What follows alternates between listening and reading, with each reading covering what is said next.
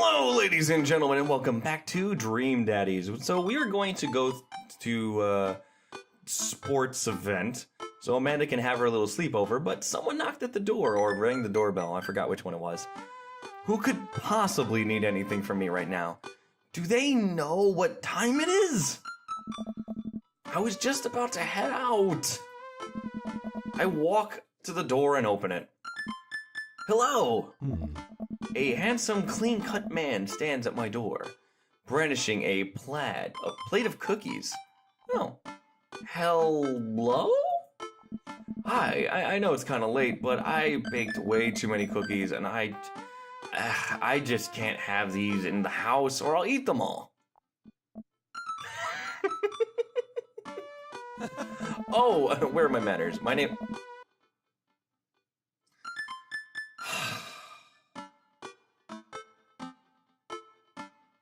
My name is Joseph.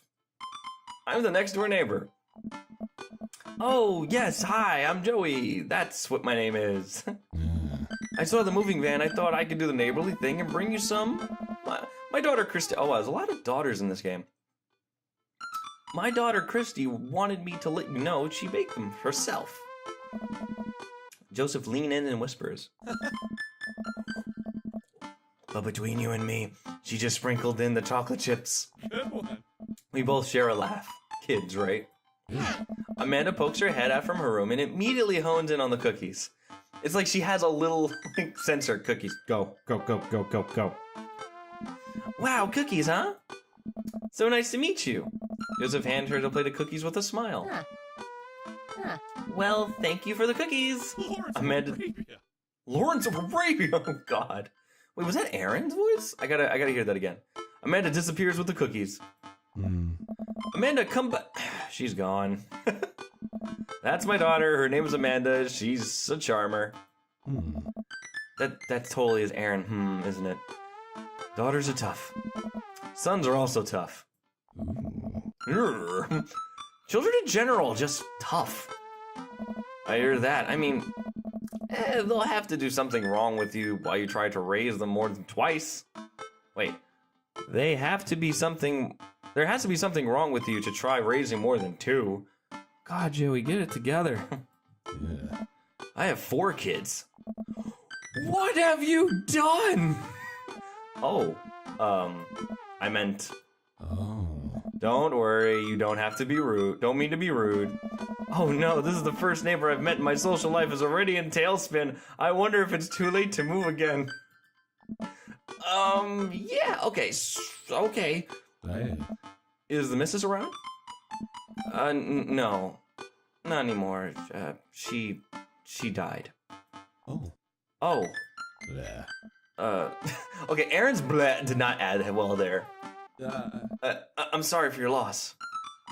No, it's alright. Wow, this is uncomfortable.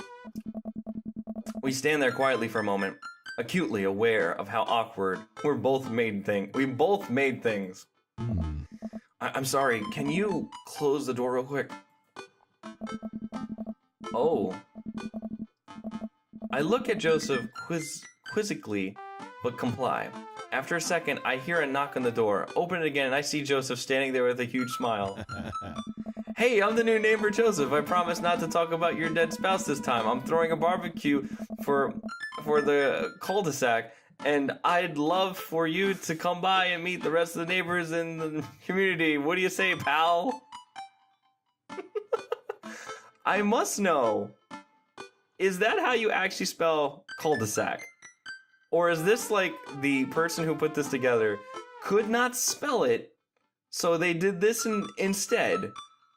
Because that would be amazing. I'm gonna check that. Nope, that's actually how you spell it. I am an idiot. Okay, alright. Okay, I'm stupid. That sounds great. My daughter Amanda and I would love to stop by. Also, 4 kids is a perfectly normal amount of children to have. We shake hands to seal the deal. Oh. Well, neighbor, I'll let you go to bed. See you at 3 p.m. on Saturday. Sure thing, neighbor. Joseph almost called him Joey because my name is Joseph, so I almost called him Joey. Joseph starts to walk away, but starts to think for a second and turns around. Hey, in all seriousness, raising a kid on your own won't be easy. If you ever need to talk about stuff, I'm the youth minister at a church down the street. Oh, I don't know. I really don't consider myself a youth. Yeah. Hey, you look pretty young to me, but better suit yourself. And with that, Joseph's gone. He seemed nice. Amanda walked back into the living room, crumbs on her face and cookie in hand. That was the smoothest recovery I've ever seen. I should be taking notes. See, you'll be fitting in great.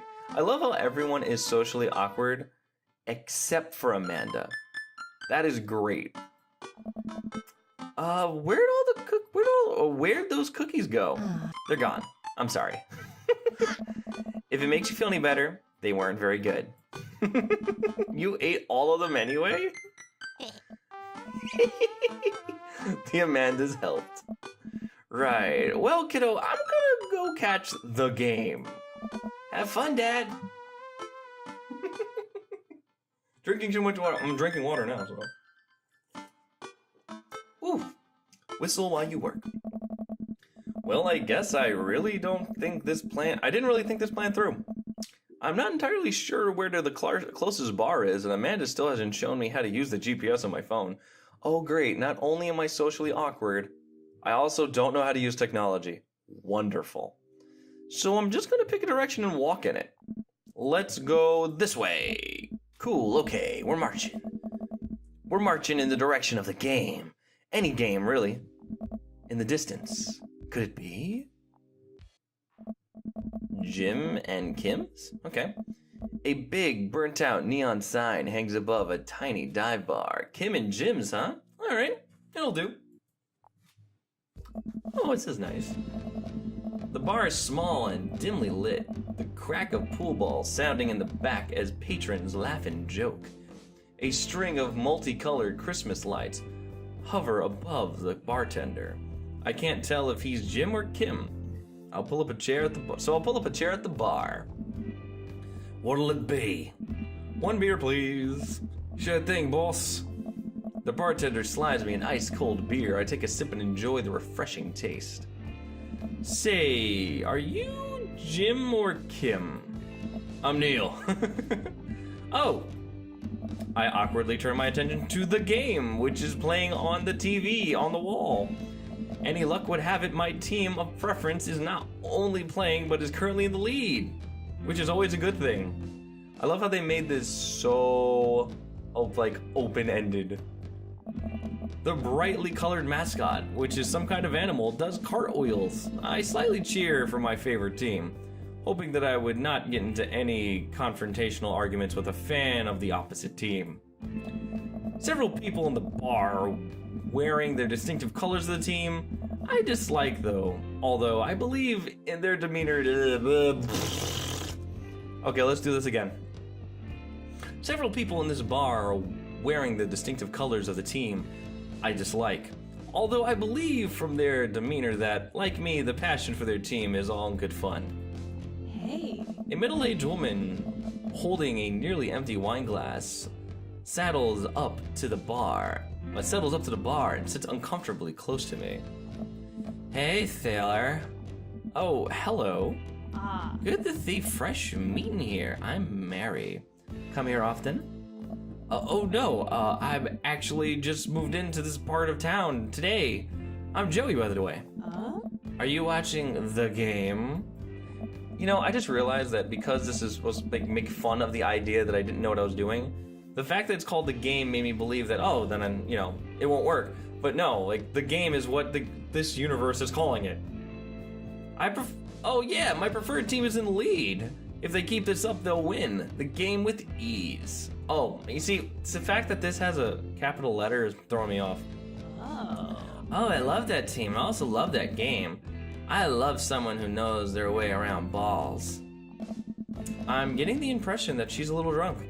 What makes you think that? Buy a gal a drink. What harm will it do? Buy a drink. I almost reluctantly signal the bartender and order another glass of wine. Neil jokes back and forth with Mary. They're clearly friends, and this clearly isn't her first time doing this. She tips her glass to me. Suppose I can keep you company now. Hey. So, what do you want to know? What is the latest gossip? What's your deal? Hey, what's your deal? Me? I'm a ghost, Joey. I haunt the hollowed halls of Jims and Kims, waiting for my beloved to return from sea. Everyone's a smartass. Everyone's a smartass who isn't, like, socially awkward. Really? No. Homegirl just loves to drink. So, what else can you tell me about this part of town? It's quiet, that's for sure. But if you want an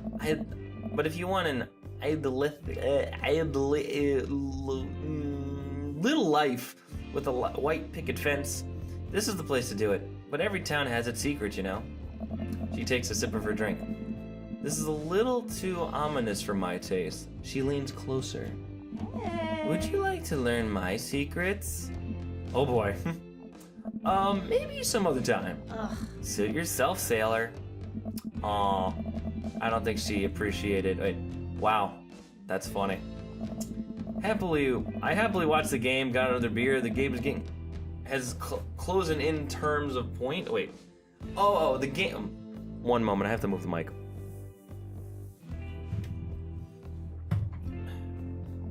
Oh shit, I didn't mean to do that. After a practically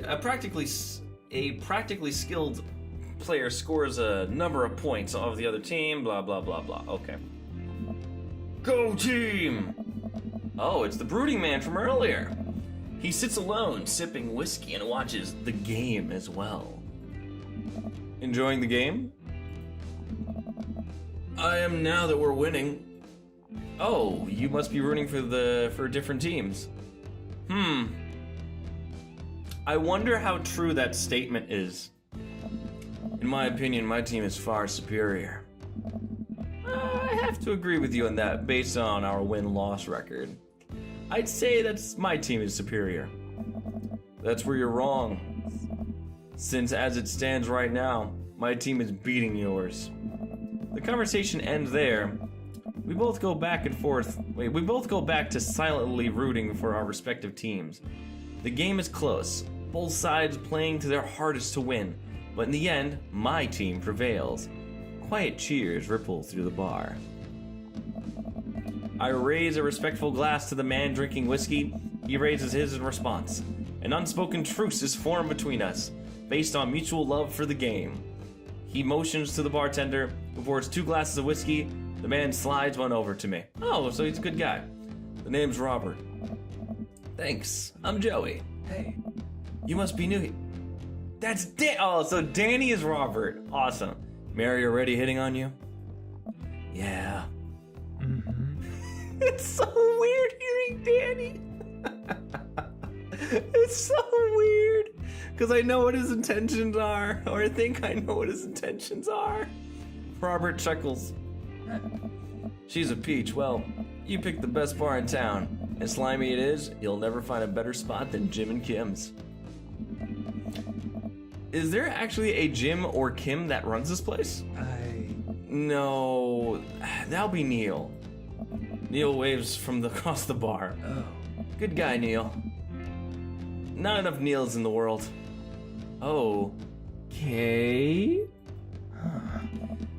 You a whiskey fella or a beer fella? Beer, but I'll drink most things. You like shots? I love shots. Thank God. Robert nods to Neil and serves up 2 shots of whiskey. He hands one to me. Here's to your health. That's a shot? It looks like a glass. We take the shot. The whiskey burns going down. I try my hardest to look tough. Hey. Wait, I think this is what making friends is. Okay, Joey, this guy's out of my friend league, but I think if I play my cards right, we'll be pals in no time. Compliment his rugged good looks. Compliment his cool leather. Okay.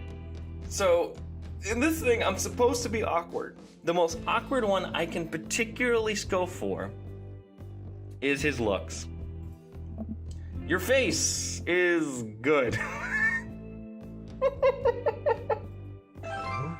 Oh, thanks. Wait, I think this is what flirting is. Man, this guy's mysterious and cool. Way cooler than I am, at least. Robert signals to the bartender for another round. What are you doing here tonight? My daughter kicked me out of the house, prom's my home. I mean, yeah, let's go with that one. That one's funnier. Not like forever. She's having a sleepover with her friends. Family type, huh? Single dad. He gets up. Hey.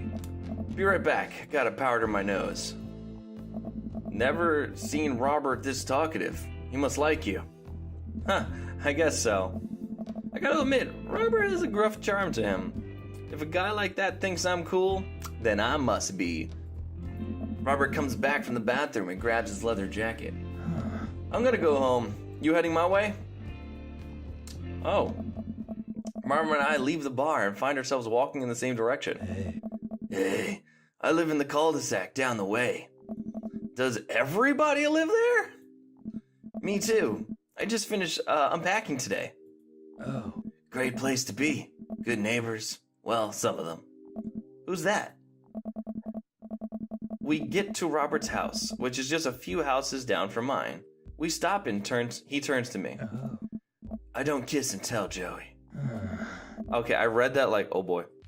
So, we're doing this or what? So, we doing this or what? What? Oh. You know, do you want to come inside or not? Oh. A wave of realization rushes over me. I blush.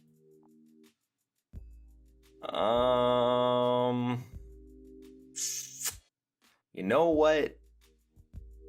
Lay it on smooth. Well, I don't see why not. You sounded way smoother in my head. Let's do it. I follow him into the door. He feebles his keys for a second and unlocks the door. Leading inside, the moment the door closes behind us, he pushes me up against the wall, kisses me, and grabbing my hips. Come on. Robert takes my hand and leads me up the stairs and into what I assume is his bedroom. But it's so dark that I can't see anything but Robert's intensive expression. He kisses me again. I hear him sucking off his jacket. I clumsily take off mine too. His hands roam down my chest and suddenly he's tugging at my belt. I don't normally do this. Do you want to stop? Do I want to stop?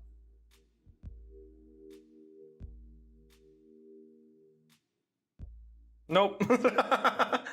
Good. Robert continues to unbuckle my belt and guides me to the bed. Let's have some fun. Oh, they do it really tastefully. That's cool. I was kind of worried that they would be a little explicit with it, but that was good. I like it that way.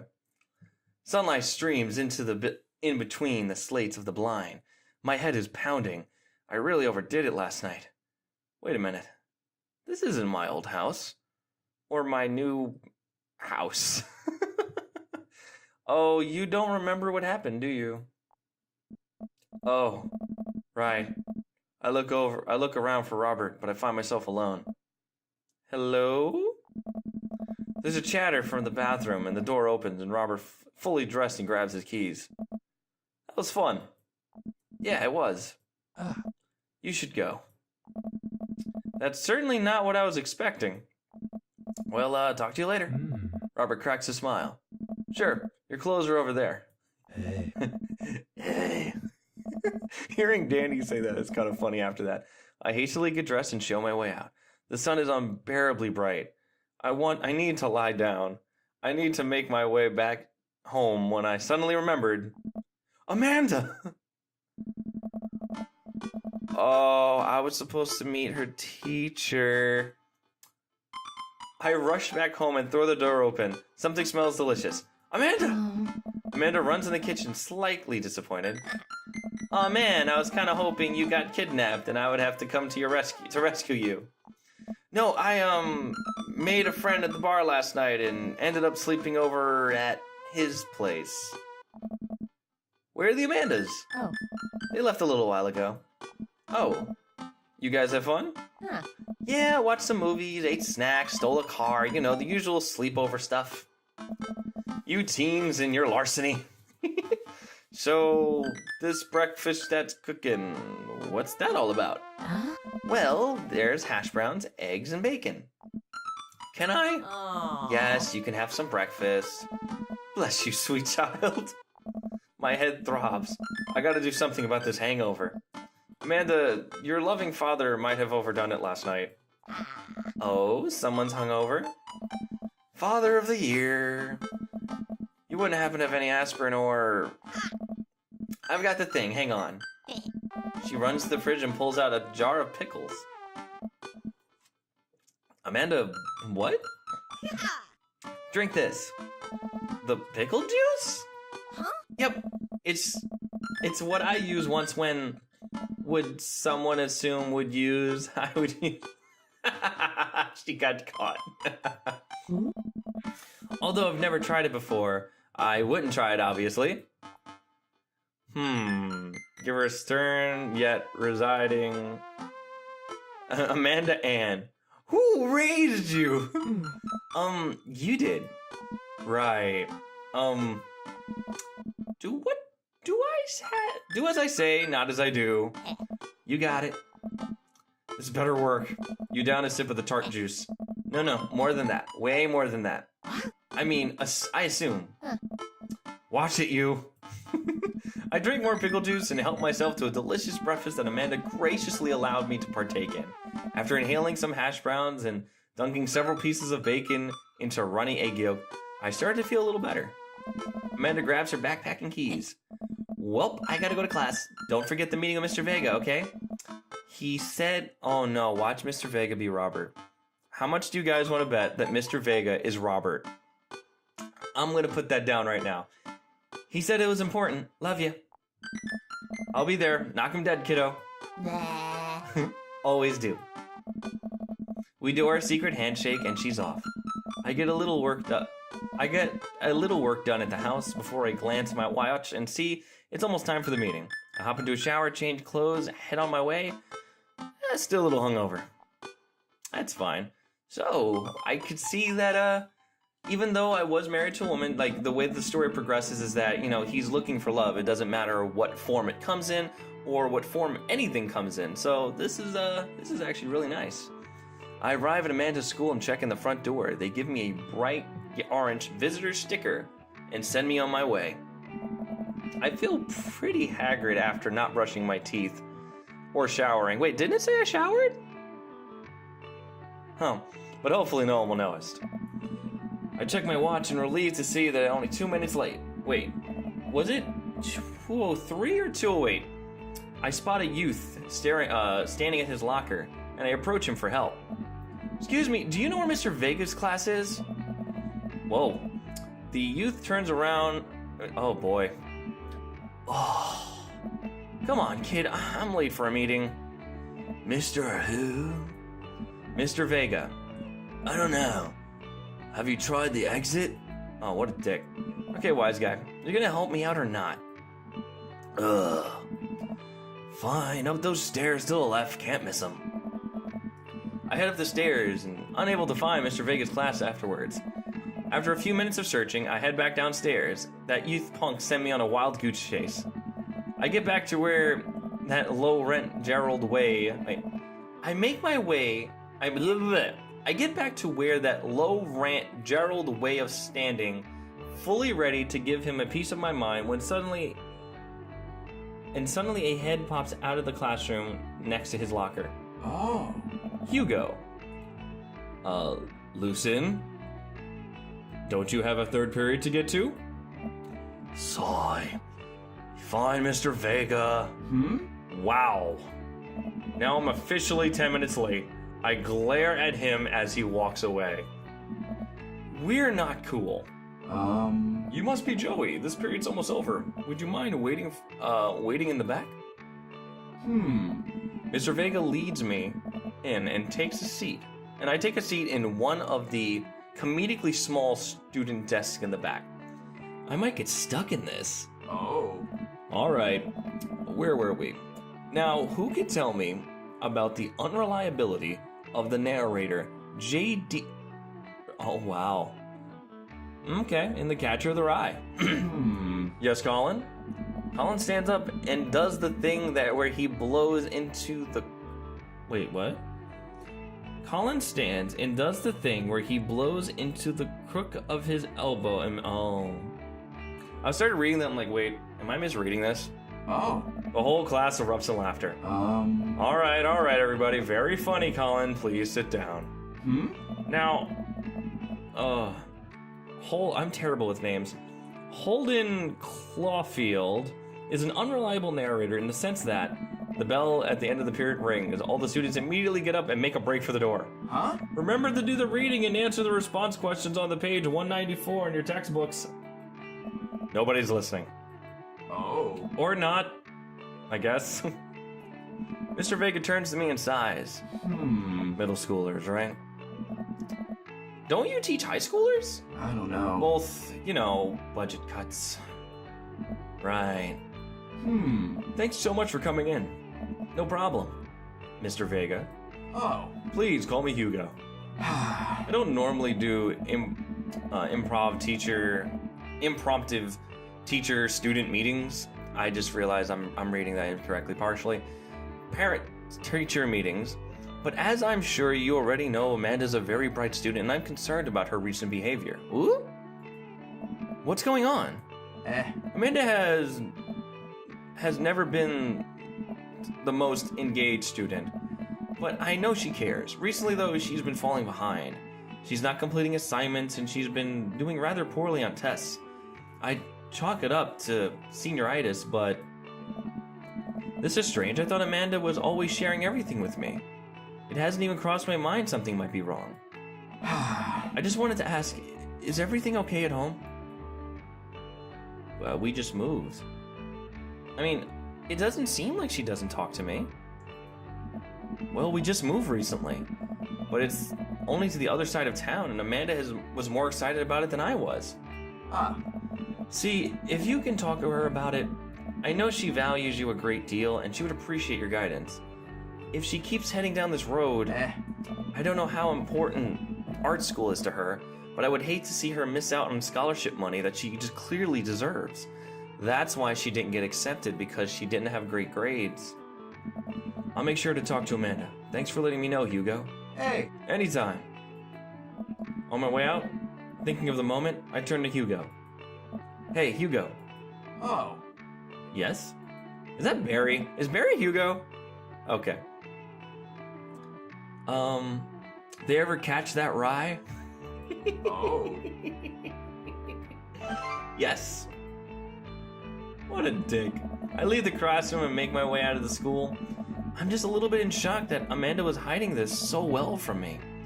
She's always been such a force of positivity in my life, especially after we lost her mother. Amanda must have done her classes for the days. Amanda must have been done with classes for the day by now. I'm sure she would appreciate a ride home. Maybe I could talk to her about it, about what's going on. Huh. I pull up to the carpool and Amanda hops into the passenger seat. So, did you have fun gossiping about me? We actually did, but we're gonna save this conversation for the next time. My throat is so parched. Oh my god. So, I'm really liking this. This is actually becoming. This is a lot more than I was expecting.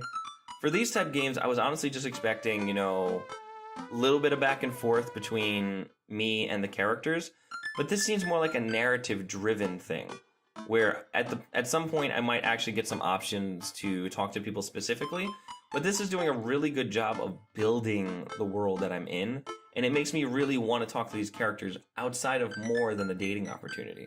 So this is really great, guys. Really great. Worth the $15, 100% so far. But I'm going to leave this here. So thank you all for joining me today. If you liked what you saw, please hit the like button.